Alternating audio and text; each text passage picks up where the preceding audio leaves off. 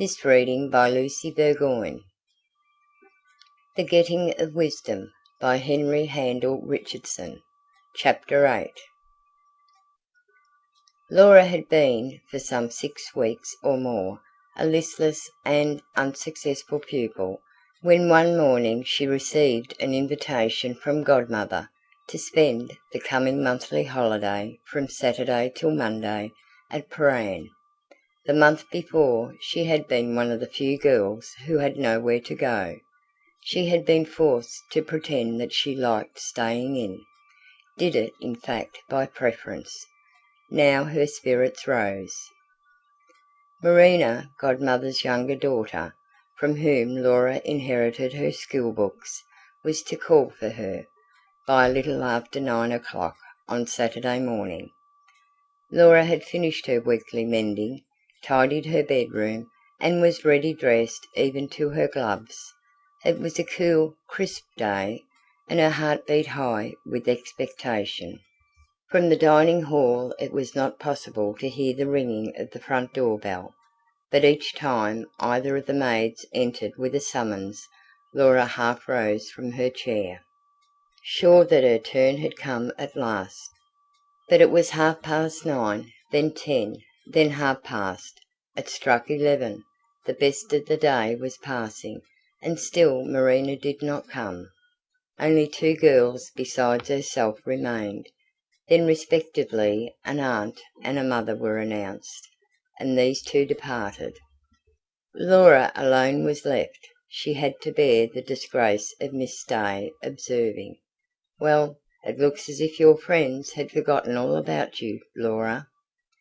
Humiliated beyond measure, Laura had thoughts of tearing off her hat and jacket and declaring that she felt too ill to go out. But at last, when she was almost sick with suspense, Mary put her tidy head in once more. "Miss Rambotham has been called for." Laura was on her feet before the words were spoken. She sped to the reception room. Marina, a short, sleek-haired, soberly dressed girl of about 20, had Godmother's brisk, matter-of-fact manner. She offered Laura her cheek to kiss. "Well, I suppose you're ready now?"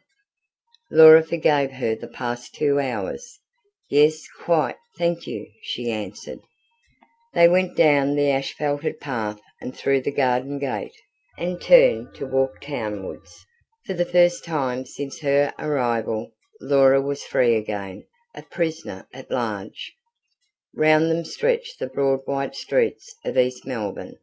At their side was the thick exotic greenery of the Fitzroy Gardens. On the brow of the hill rose the massive proportions of the Roman Catholic Cathedral. Laura could have danced as she walked at Marina's side. After a few queries, however, as to how she liked school and how she was getting on with her lessons, Marina fell to contemplating a strip of paper that she held in her hand. Laura gathered that her companion had combined the task of calling for her with a morning's shopping, and that she had only worked half through her list of commissions before arriving at the college. At the next corner they got on to the outside car of a cable tramway, and were carried into town. Here Marina entered a cooperative grocery store, where she was going to give an order for a quarter's supplies. She was her mother's housekeeper, and had an incredible knowledge of groceries, as well as a severely practical mind. She stuck her fingernail into butter, tasted cheeses off the blade of a knife, ran her hands through currants, nibbled biscuits, discussed brands of burgundy and desiccated suits, Laura meanwhile looking on, from a high, uncomfortable chair, with a somewhat hungry envy. When everything, down to pepper and salt, had been remembered, Marina filled in a cheque, and was just about to turn away, when she recollected an affair of some empty cases, which she wished to send back. Another 10 minutes' parley ensued. She had to see the manager, and was closeted with him in his office. so that by the time they emerged into the street again a full hour had gone by. "Getting hungry?" she inquired of Laura. "A little, but I can wait," answered Laura politely. "That's right," said Marina, off whose appetite the edge had no doubt been taken by her various nibblings. "Now there's only the chemist." They rode to another street, entered a druggist's, and the same thing on a smaller scale was repeated, except that here Marina did no tasting, but for a stray gelatine or jujube. By the time the shop door closed behind them, Laura could almost have eaten licorice powder. It was 2 o'clock, and she was faint with hunger. "We'll be home in plenty of time," said Marina, consulting a neat watch. "Dinner's not till 3 today, because of father." Again a tramway jerked them forward. Some half-mile from their destination Marina rose. "We'll get out here. I have to call at the butcher's." At 2:45 it was a very white-faced, exhausted little girl that followed her companion into the house. "Well, I guess you'll have a fine healthy appetite for dinner," said Marina, as she showed her where to hang up her hat and wash her hands. Godmother was equally optimistic. From the sofa of the morning room, where she sat knitting, she said, "Well, you've had a fine morning's gadding about, I must say. How are you? And how's your dear mother?" "Quite well, thank you." Godmother scratched her head with a spare needle, and the attention she had had for Laura evaporated. "I hope, Marina, you told Graves about those empty jam jars he didn't take back last time?" Marina, without lifting her eyes from a letter she was reading, returned, "Indeed, I didn't. He made such a rumpus about the sugar boxes that I thought I'd try to sell them to Peterson instead." Godmother grunted, but did not question Marina's decision. "And what news have you from your dear mother?" she asked again, without looking at Laura, just as she never looked at the stocking she held, but always over the top of it. Here, however, the dining bell rang, and Laura, spared the task of giving more superfluous information, followed the two ladies to the dining room. The other members of the family were waiting at the table. Godmother's husband, he was a lawyer, was a morose, black-bearded man who, for the most part, kept his eyes fixed on his plate. Laura had heard it said that he and Godmother did not get on well together. She supposed this meant that they did not care to talk to each other, for they never exchanged a direct word. If they had to communicate, it was done by means of a third person. There was the elder daughter, Georgina, dumpier and still brusquer than Marina; the eldest son, a bank clerk who was something of a dandy and did not waste civility on little girls; and lastly there were two boys, slightly younger than Laura, black-haired, pug-nosed, pugnacious little creatures, who stood in awe of their father, and were all the wilder when not under his eye. Godmother mumbled a blessing, and the soup was eaten in silence. During the meat course the bank clerk complained in extreme displeasure of the way the laundress had of late dressed his collars. These were so high that, as Laura was not slow to notice, he had to look straight down the two sides of his nose to see his plate, and announce that he would not be home for tea, as he had an appointment to meet some chappies at 5, and in the evening was going to take a lady friend to Brock's fireworks. These particulars were received without comment, as the family plied its pudding spoons. Georgina in her turn made a statement. "Joey's coming to take me driving at 4." It looked as if this remark, too, would founder on the general indifference. Then Marina said warningly, as if recalling her parents' thoughts, "Mother!" Awakened, Godmother jerked out, "Indeed, and I hope if you go you'll take the boys with you." "Indeed, and I don't see why we should." "Very well, then, you'll stop at home, if Joey doesn't choose to come to the Point." Now hold your tongue, mother. I'll do nothing of the sort." "Crikey!" said the younger boy, Irwin, in a low voice. "Joey's got to take us riding." "If you and Joey can't get yourselves properly engaged," snapped Godmother, "then you shan't go driving without the boys, and that's the end of it." Like dogs barking at one another, thought Laura, listening to the loveless bandying of words. She was unused to the snappishness of the Irish manner, which sounds so much worse than it is meant to be, and she was chilled anew by it when, over the telephone, she heard Georgie holding a heated conversation with Joey. He was a fat young man, with hanging cheeks, small eyes, and a lazy, lopsided walk. "Hello, here's a little girl. What's her name? Say, this kitty can come along too." As it had leaked out that Marina's afternoon would be spent between the shelves of her storeroom, preparing for the incoming goods, Laura gratefully accepted the offer. They drove to Marlborough Tower.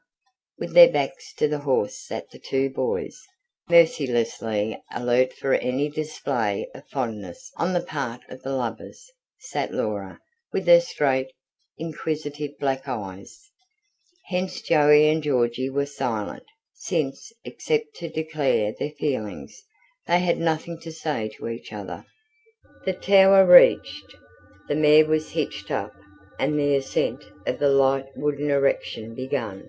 It was a blowy day. "Boys first," commanded Joey, "'cause of the petticoats." His speech was as lazy as his walk.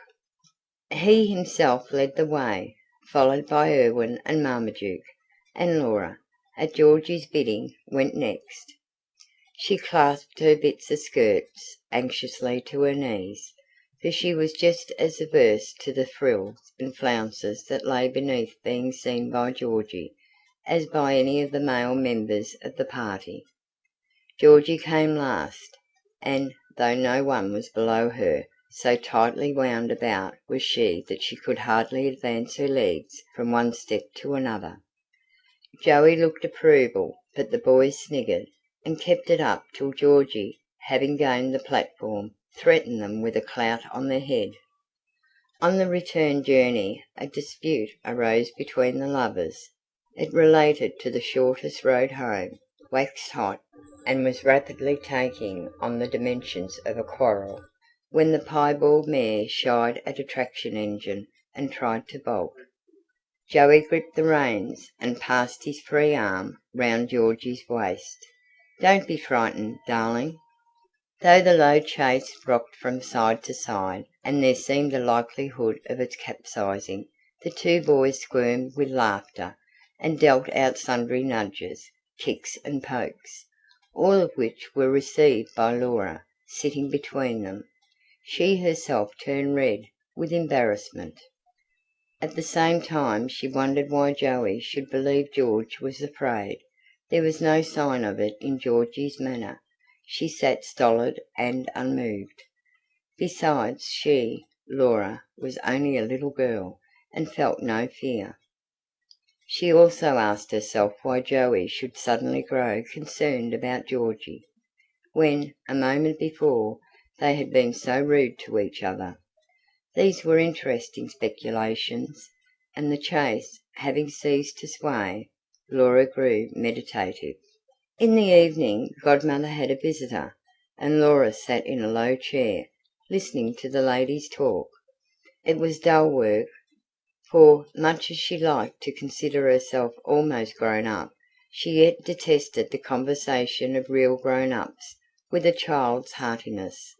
She was glad when 9 o'clock struck and Marina, lighting a candle, told her to go to bed.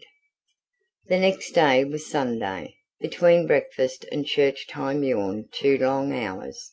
Georgie went to a Bible class. Marina was busy with orders for the dinner.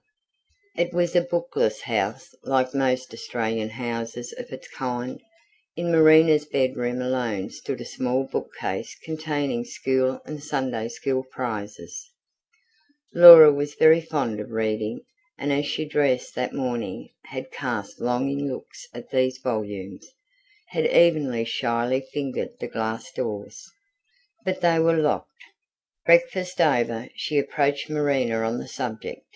The latter produced the key, but only after some haggling, for her idea of books was to keep the gilt on their covers untarnished. "Well, at any rate it must be a Sunday book," she said ungraciously. She drew out the giant cities of Bashan and Syria's holy places, and with this Laura retired to the drawing room, where Godmother was already settled for the day, with a suitable magazine. When the bells began to clang, the young people, primly hatted, their prayer books in their hands, walked to the neighbouring church. There Laura sat once more between the boys, Marina and Georgie stationed like sentinels at the ends of the pew, ready to pounce down on their brothers if necessary, to confiscate animals and eatables, or to rap impish knuckles with a Bible. It was a spacious church. The pew was in a side aisle. One could see neither reading desk nor pulpit, and the words of the sermon seemed to come from a great way off.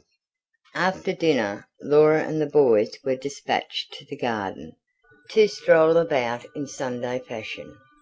Here, no elder person being present, the natural feelings of the trio came out. The distaste of a quiet little girl for rough boys and their pranks, the resentful indignation of the boys at having their steps dogged by a sneak and a telltale. As soon as they had rounded the tennis court and were out of sight of the house, Erwin and Marmaduke clambered over the palings and dropped into the street, vowing a mysterious vengeance on Laura if she went indoors without them. The child sat down on the edge of the lawn under a mulberry tree and propped her chin on her hands. She was too timid to return to the house and brave things out. She was also afraid of someone coming into the garden and finding her alone, and of her then being forced to tell. For most of all she feared the boys, and their vague, rude threats. So she sat and waited, and waited. The shadows on the grass changed their shapes before her eyes. Distant chapel bells tinkled their quarter of an hour, and were still again.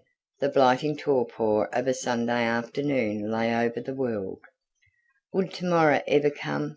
She counted on her fingers the hours that had still to crawl by before she could get back to school, counted twice over to be sure of them, and all but yawned her head off with ennui. But time passed, and nothing happened. She was on the verge of tears when two black heads bobbed up above the fence. The boys scrambled over, red and breathless, and hurried her into tea. She wakened next morning at daybreak, so eager was she to set out, but Marina had 101 odd jobs to do before she was ready to start, and it struck 9:30 as the two of them neared the college. Childlike, Laura felt no special gratitude for the heavy pot of mulberry jam Marina bore on her arm, but at sight of the stern, grey stone building she could have danced with joy, and on the front door swinging to behind her she drew a deep sigh of relief.